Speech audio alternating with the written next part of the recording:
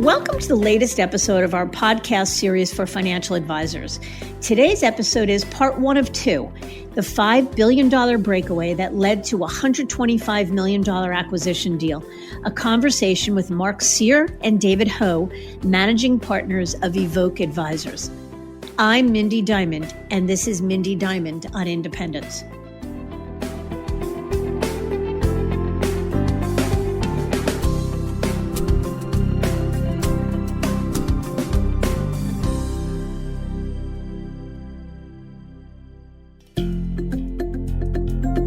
This podcast is available on our website, diamond-consultants.com, and on advisorhub.com, as well as Apple Podcasts and other major podcast platforms. If you're not already a subscriber and want to be notified of new show releases, please subscribe right on your favorite podcast platform or on the episode page on our website. And if you find the content in this series to be useful and know others who could benefit from it, please feel free to share it widely.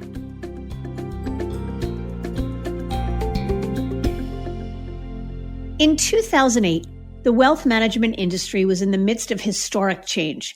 Subprime mortgages and a U.S. economy in recession would pave the way for an evolution and open the doors to what would become the biggest game changer for advisors and clients alike. That is the migration to the independent space. Because in May of 2008, just 4 months before Bank of America would acquire Merrill Lynch, one of the biggest breakaway stories hit the street. Sear and David Hou, managing more than $5 billion in assets at the time, would leave Merrill, becoming amongst an exclusive group of pioneers of the independent movement that would forever change the face of wealth management.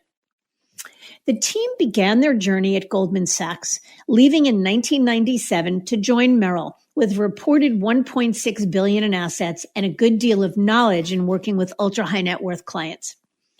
After their departure from Merrill in 2008, they formed RIA Luminous Capital and grew it to more than $5 billion in assets before making history again in 2012. In 2012 is when they sold the firm to First Republic Bank, itself a Merrill breakaway of sorts, for a headline-making deal of $125 million, which even Liz Nesvold, the iconic investment banker who represented First Republic in the acquisition, called a marquee deal.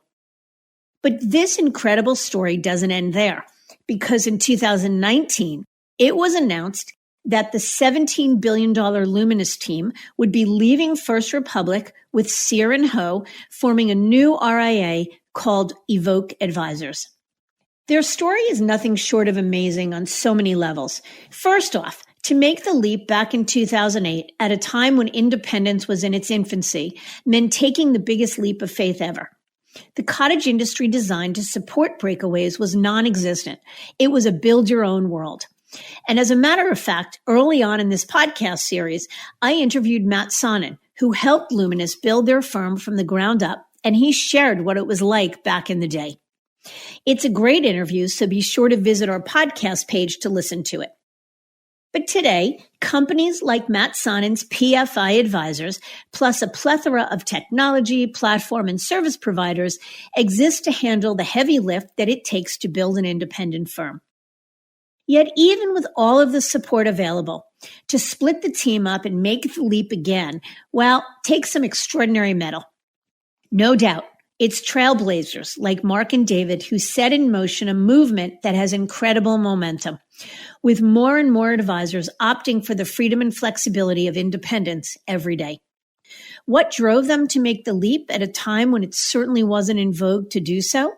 And then why break away again? Why did they sell Luminous when they did? What did their clients say? What does it take to build a firm and command the price that First Republic paid? And so much more. Actually, there are so many lessons to be learned from their story that we've decided to release it in 2 parts. So in this episode, we take a step back with Mark and David to talk about their break from Merrill and later the acquisition by First Republic. In part 2, we'll dig deeper into their departure from the bank, their M&A plans for Evoke, and best practices around building a sophisticated multifamily office. Let's jump to it.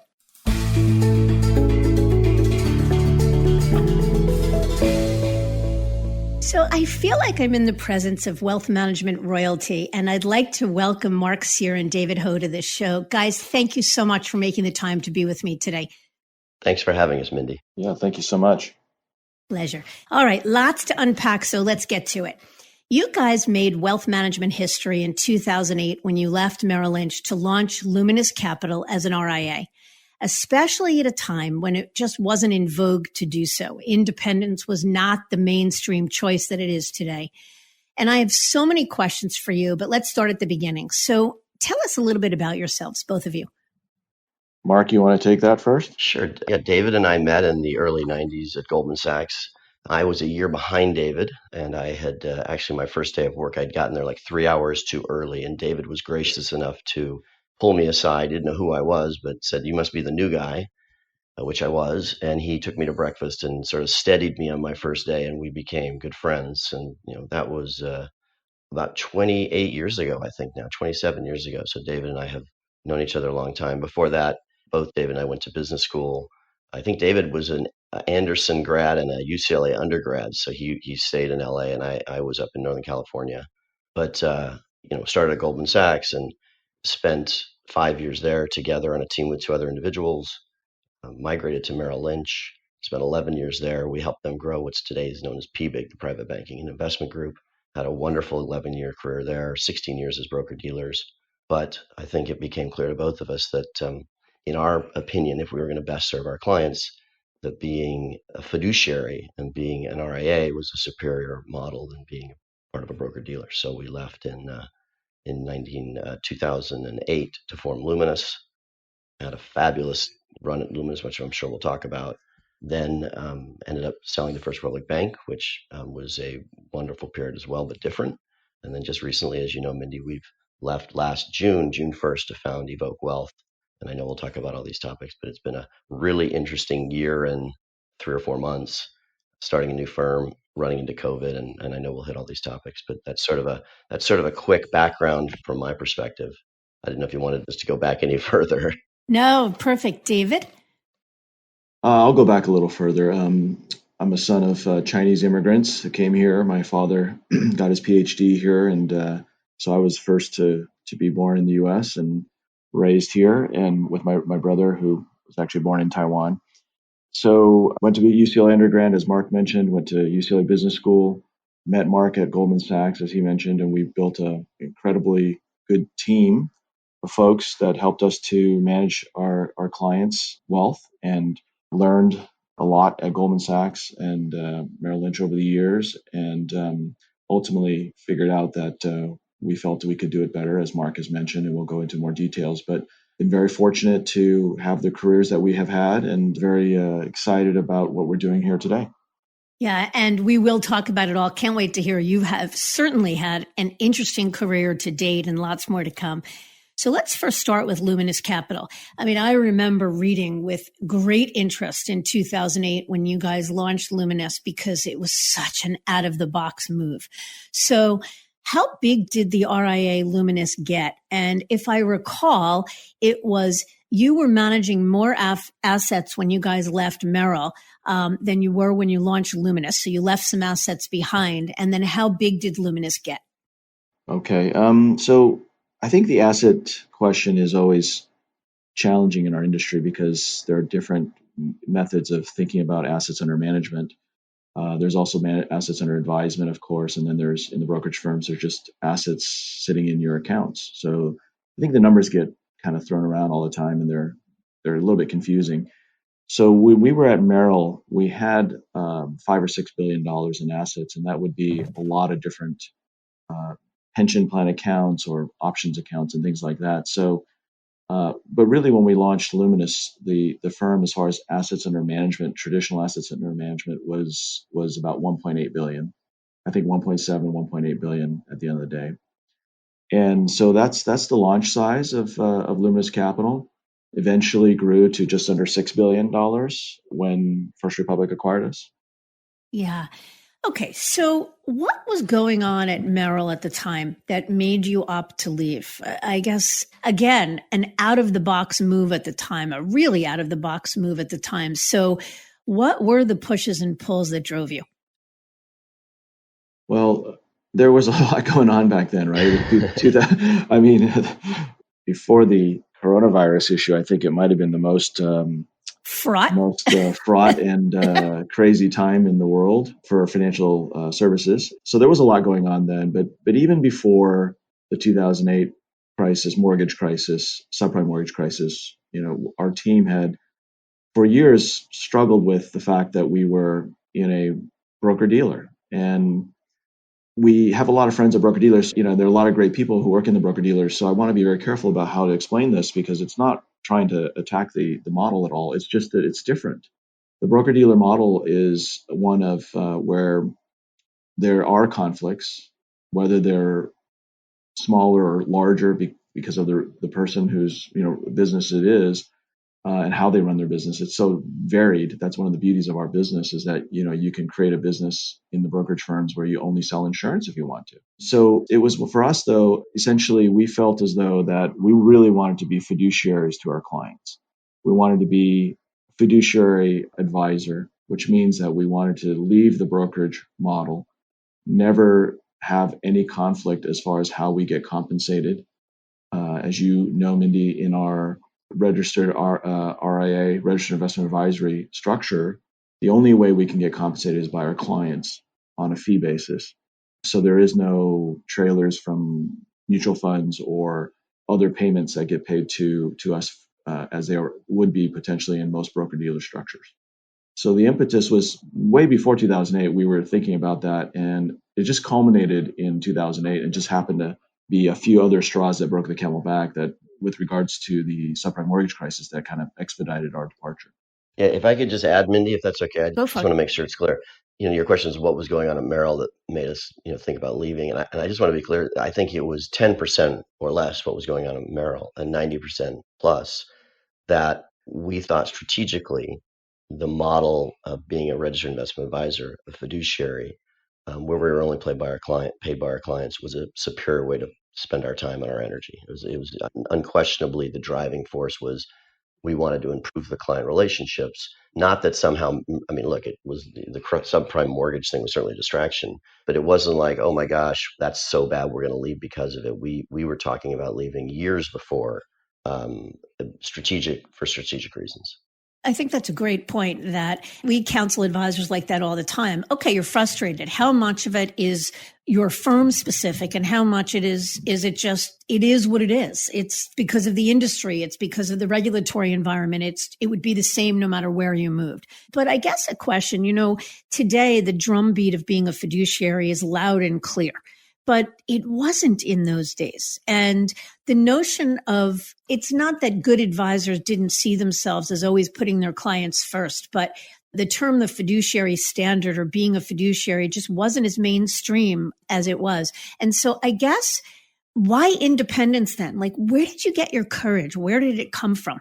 For me, it wasn't seen at the time as courage. It never occurred to me that this was a courageous move.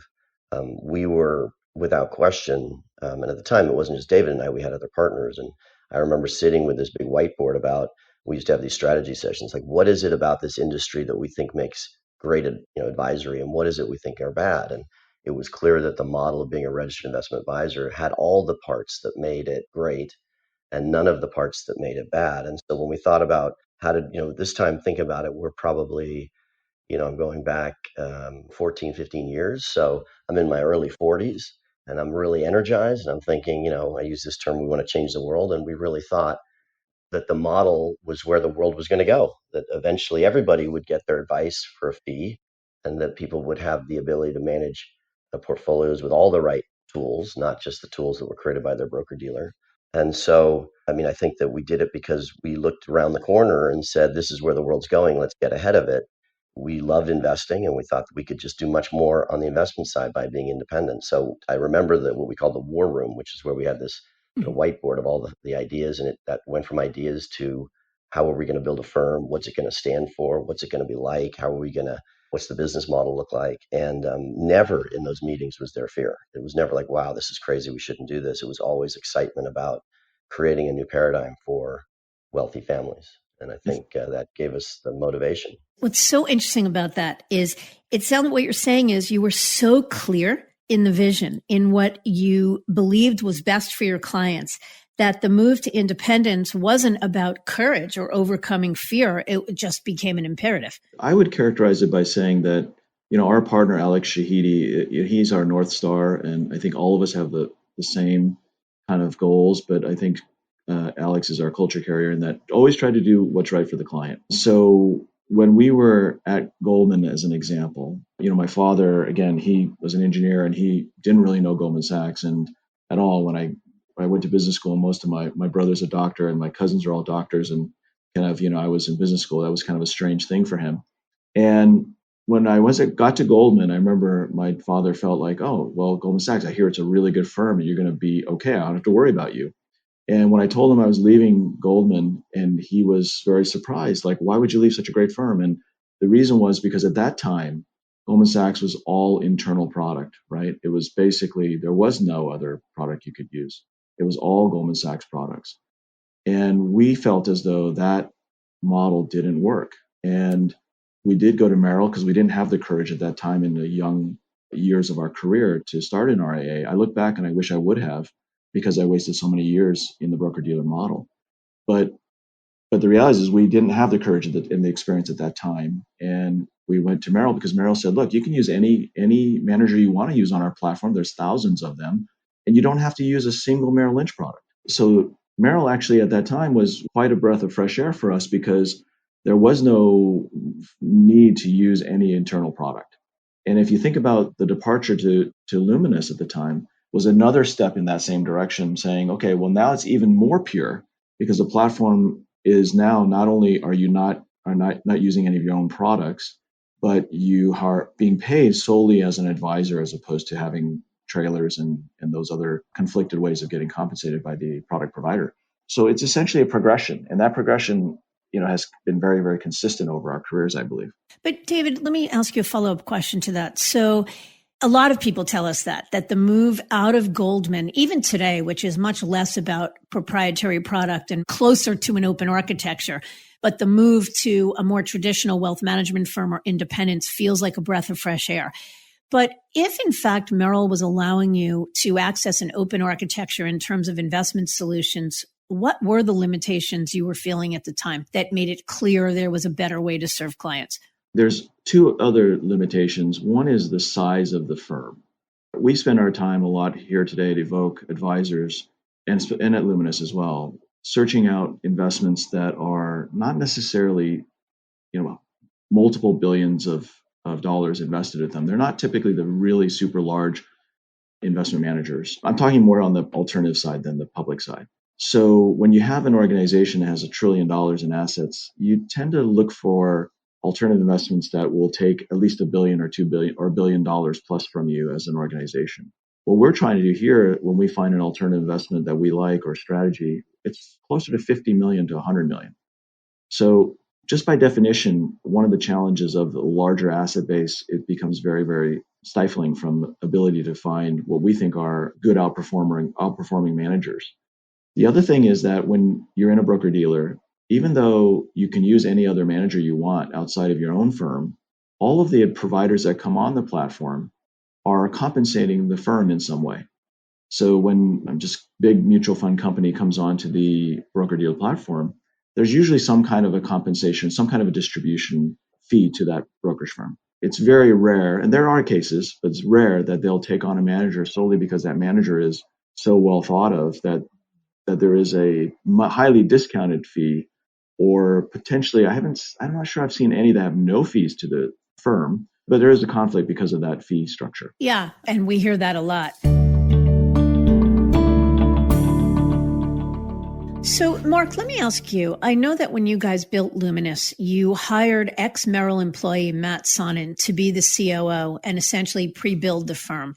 Was that a smart move? Is it something you recommend?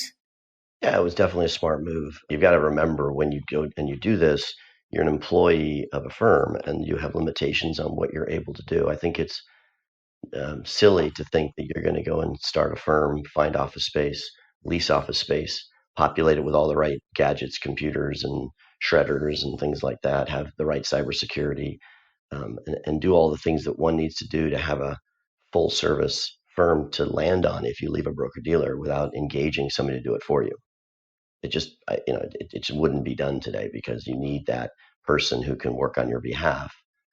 You just can't, you're not allowed to do it legally during the day. I mean, it's not, you're an employee of another firm. So it's just not something you're capable of doing. So we hired Matt. We knew Matt well. He used to work for us actually earlier, and then he left to do something different. That was not working out, I think, as well as he wanted it to. So we gave him a call, and he knew our team intimately well, and was a great fit. And the notion of professional management is a hot button topic in the industry as more and more teams break away. And they're doing one of two things. They're either outsourcing the management, so they're leveraging a service provider, which wasn't terribly popular or probably even around in 2008 when you launched Luminous, or one of the advisors, one of the principals becomes the COO or the CEO or whatnot. So that was actually also a cutting edge idea to hire professional management before you'd even built the firm. Yeah, but I think in this case, it's a little different than that. So we ended up utilizing Matt's services to found the firm, and Matt sort of was our operations person. But David and I have been sort of investment advisors our whole career at this point. We both spent 16 years in the broker-dealer model, and we'd never managed really anything, right? I mean, the firm managed the business, and we were in the advisory role. So when we founded Luminous, David and I were sort of thrust into this role of being advisors with part of our day job and managers with the other part. And, David, I don't think I'm speaking for you when I say I don't think your and I management skills are our highest and best utility. And I think to your credit, David, you recognized this early on. We brought in a friend of David's that he had known from business school to come in, who had a background in private equity, but also had been on the boards of both private and public companies and had a very good sense as to what made companies successful and enabled them to grow rapidly and also have great sort of employee relations, have people feel like they're part of a great organization. And we brought him in as sort of a consultant, and he did, I think, a fabulous job of helping guide the firm through that first 12 months, when I'm sure David and I would have done it effectively, but it would have been a lot of work for the best of us, both of us. And we are very different in our sort of thinking. So I'm not sure we would have had some tussling matches. It worked much better having a professional come in that was all he did was sort of help manage the firm. And so we didn't have that when we started it. And I would encourage people who were thinking about starting to look for who that person's going to be at a new organization, because Dave and I jumped in to the pool and quickly found out there's a lot of decisions from a management level that need to be made when you have your own firm. And it helps having somebody that's focused on that every day, 100%.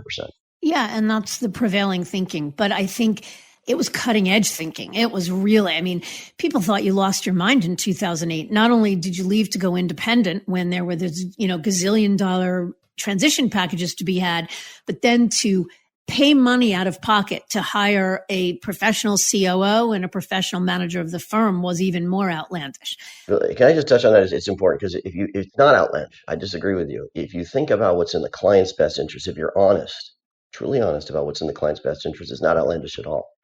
If you're thinking about personal economics, it's crazy. Yeah. But you know what? In those days, you're 100% right. Today, all that thinking is mainstream. But the independent space, the really robust independent space that we know today, was just in its infancy. And all of that was not obvious in those days. And so when I say outlandish, I mean, people looked at what you did and thought you were crazy. It turned out you were the smart ones. That's really the bottom line, that what you did was incredibly smart and in line with prevailing thinking. It just wasn't mainstream in those days. But let me pivot, if I can, to you made wealth management history again when you sold Luminous to First Republic Bank for a whopping $125 million in 2012. So I guess the first question is, I remember reading somewhere that you guys had really built Luminous from the get-go for a sale, that you kind of knew that at some point you were going to build it and then sell it. Is that accurate? And what was behind the decision to sell Luminous to a bank? No, that's not accurate. We launched it again because we felt as though that it was a better model, and it was much better for our clients and much better for us, frankly. And so that was the impetus. I don't know why that notion got out there. It's incorrect. Originally, the founding of it was purely because we felt as though we had a better model for our clients. Now, we weren't naive. We also felt as though if we build a great business, we'll have value there. So that's not, not to say that we're just totally altruistic. It's, if you're building a great business, you should have great value accrue over time. So we launched it really just in the beginnings. As you said, it was a very nascent time in the industry. And we just said, look, let's just build a great business. And that's kind of how we set out to do what we set out to do. But what was behind the decision then to sell Luminous to First Republic? That was a very troubling time for some of us. We, a few of us were kind of not so excited to do that, but as a group, the whole ownership team decided to make that transaction. As you mentioned, Mindy, a couple times, it was, as you mentioned, kind of breaking new ground, so to speak, of the industry. And so we were at that time not really sure what the best thing to do was. Right, we were building a business. We were doing we thought a great job. Clients were resonating with the model, but there were a number of other things that came up that were challenges. For instance, in the lending space, we have a lot of clients who need loans, and so at the time we were struggling with how do we provide these loans, and we were trying to partner with banks. We partnered with various providers.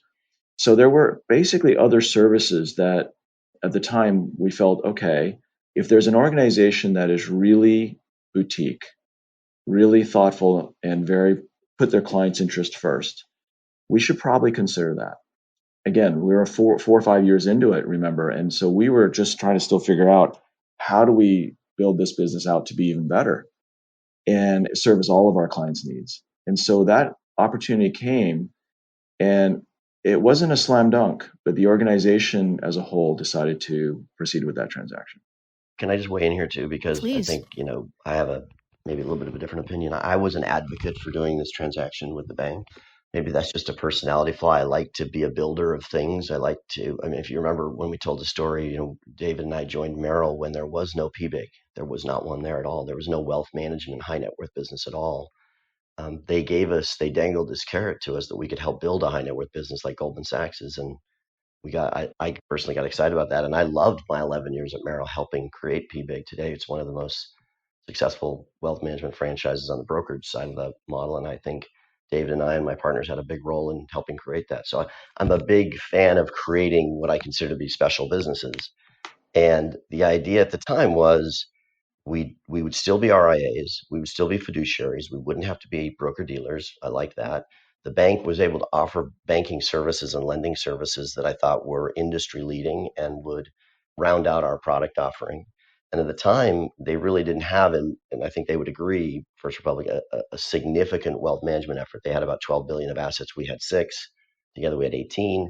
So I believed that not only would our clients greatly benefit from enhanced opportunities in banking and lending, our model wouldn't be forced to change, as it often is when you go to a firm that has sort of its own ideas, because they really didn't have their own ideas. They had their management offering was about the same size as ours at the time. It was, twice the size, but they're small dollars if you think about it.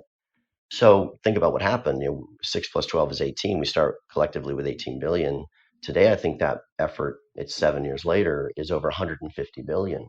And I think we played a big role in that. So it was a fun thing to be part of. It was a great opportunity for our clients to get better things. Unfortunately, after the first couple of years, management, I think, got excited about what was being created and suddenly, started recruiting other teams and growing it. And we had some conversations about sort of what we thought was right for our clients, and what they thought was right was different. And we ended up having to leave. But I remember when I was in the room looking at doing this deal, I was very excited about creating something where our clients would benefit. And I think, we certainly did that for the first couple of years. We just didn't think that 18 billion would grow to 150 plus billion in such that's an incredible story, right? And and so and as you may know, Mindy, we actually helped to run the alternative investment division. And again, when you're sourcing alternative investments for $50, $100 million at a time, investments, that demand on, when you have so much more assets under management, the demand on that platform is much larger. So it became more challenging the size issue, it becomes more challenging to find and be able to invest enough money in those kinds of things when you have that much assets.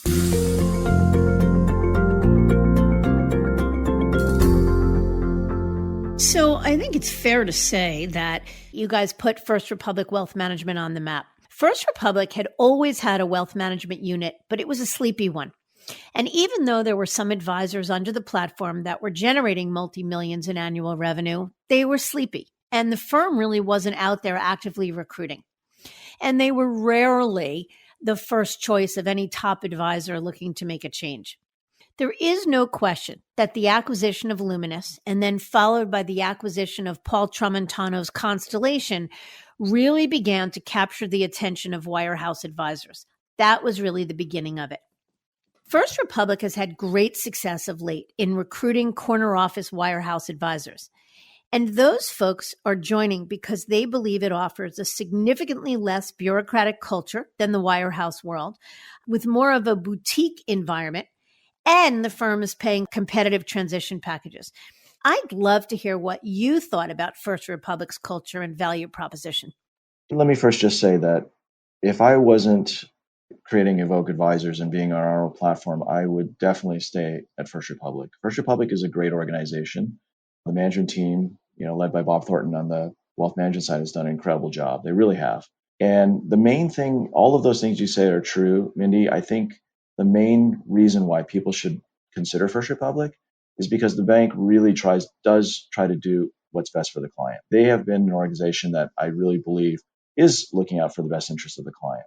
So they definitely have a great platform. And again, the size issue is what we were concerned with, and it's just harder to manage when the assets are growing so quickly like that, and especially in some areas where size really impairs the performance. So I really believe that their heads and tails different from others. When we came over, the key thing was that we went into the RIA, right? We went from RIA at Luminous to RIA at First Republic. We did not go into the broker dealer, and for us, that was a threshold item. Sticking with First Republic for a moment, you said it yourself. You were only in business 4 or 5 years before you sold to First Republic. So did First Republic come knocking, or were you looking for an acquirer, the appropriate boutique acquirer? I would answer by saying it was probably both, in that lots of firms came knocking. I was surprised, and I would be probably too out over my skis to say at least 2 a month, but it felt like at least 2 a month people would call up and say, I'm a private equity shop, or I know I represent a bank. And so we were fielding these sort of inquiries, and they would come in through one partner.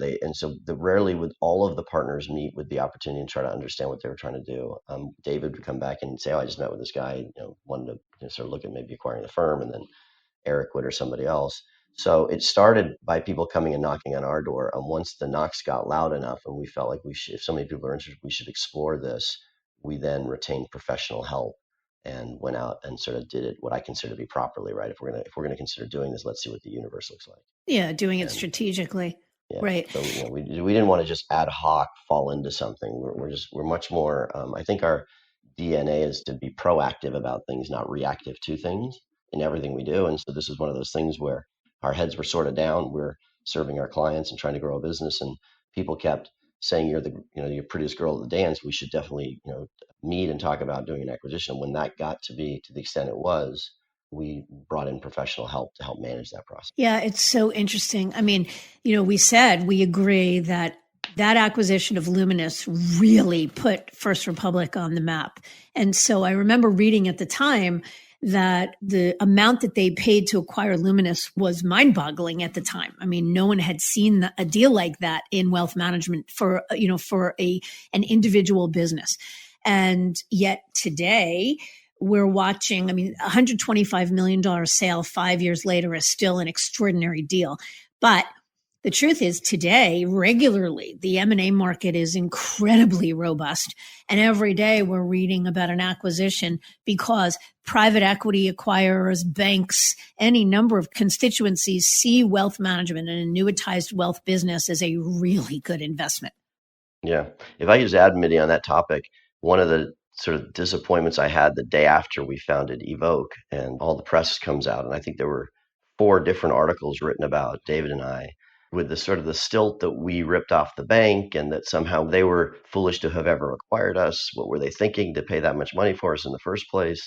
And it kind of bummed me out a little bit because, to your point, I'm not suggesting for a minute we didn't have a great outcome, but I think our clients got a great outcome in that we were able to service them better and give them things that they wouldn't have gotten otherwise. And moreover, the bank got a huge win in that we walked into a $12 million asset management business and left when it had over $150 billion. So I think it was one of those rare things in life where all the constituents benefited. And I like to think of it as a good outcome. We just left because we had differences strategically.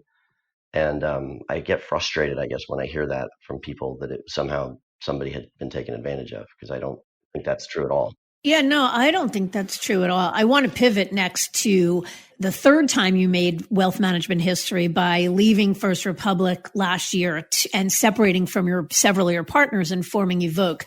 But I agree with you. I think that if you were to ask First Republic, they'd be one of the first to tell you it was a wonderful deal. One, because they thought you were great. Again, it put them on the map and everybody benefited from it. I don't think that they feel for a second that they got taken advantage of or that it was a bad deal. I know that they were disappointed to lose you, but I don't think that they regretted having bought you in the first place.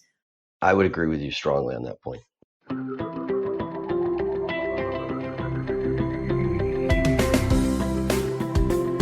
In 2008, well before going independent was the mainstream option it is today, it was really clear to Mark and David that they needed to make a move that was in the best interest of their clients, one where they could have greater control and freedom to do what they thought was best.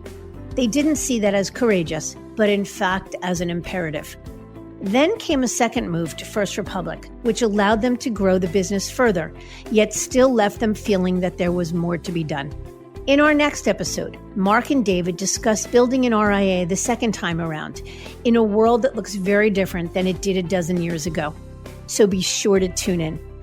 Until then, I thank you for listening, and I encourage you to visit our website, diamond-consultants.com, and click on the Tools and Resources link for valuable content. You'll also find a link to subscribe for regular updates to the series. If you're not a recipient of our weekly email, Perspectives for Advisors, click on the blog link to browse recent articles.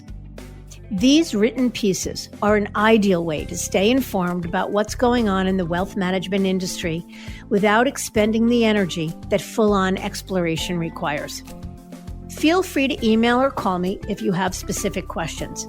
I can be reached at 908-879-1002 or by cell at 973-476-8578 or by email at mdiamond@diamond-consultants.com. Please note that all requests are handled with complete discretion and confidentiality. And again, if you enjoyed this episode, feel free to share it with a colleague who might benefit from its content. And a special thanks to AdvisorHub.com for sharing this podcast with their viewers and subscribers. This is Mindy Diamond on Independence.